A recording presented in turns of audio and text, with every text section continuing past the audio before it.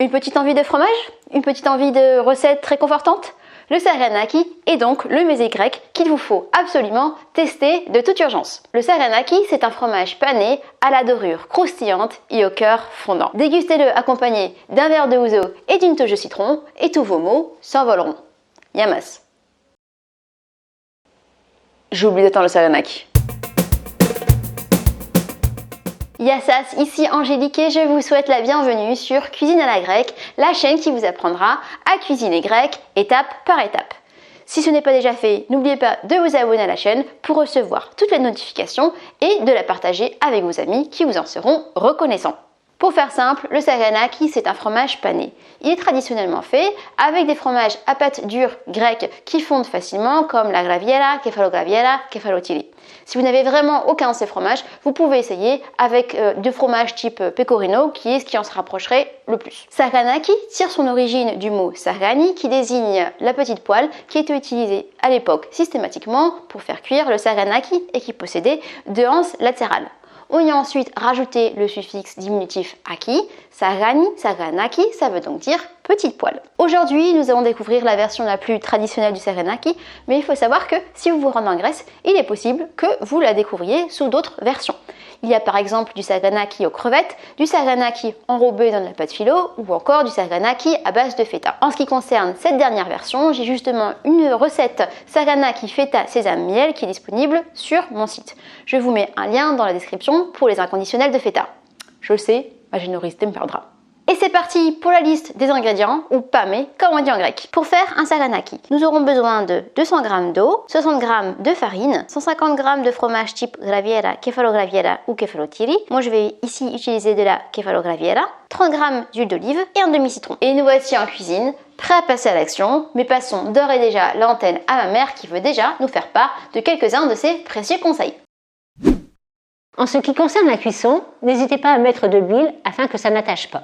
Ensuite, c'est un plat qui se déguste chaud, donc faites-le en dernière minute pour le servir à vos invités. Étant donné que la recette ne possède que 5 ingrédients, vous pouvez vous imaginer qu'elle sera relativement facile. La première étape va consister à préparer la panure du saganaki. Je prends mon fromage que j'ai coupé en un rectangle régulier et je vais le tremper dans l'eau.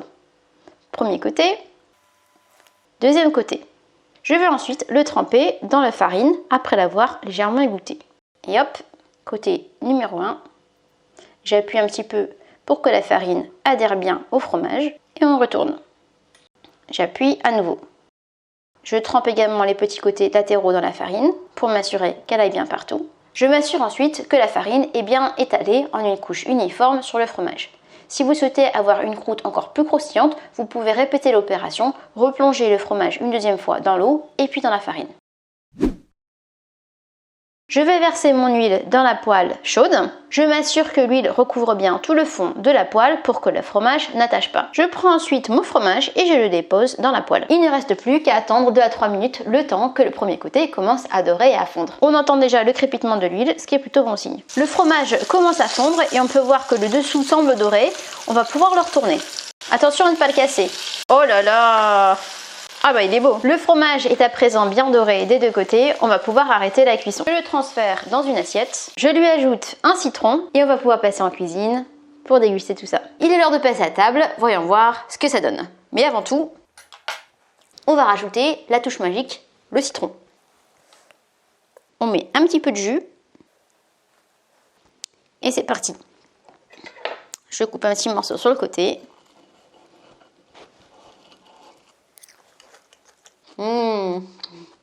On a un fromage bien moelleux et une dorure bien croustillante, c'est parfait. Si vous souhaitez télécharger cette recette au format PDF, c'est également possible.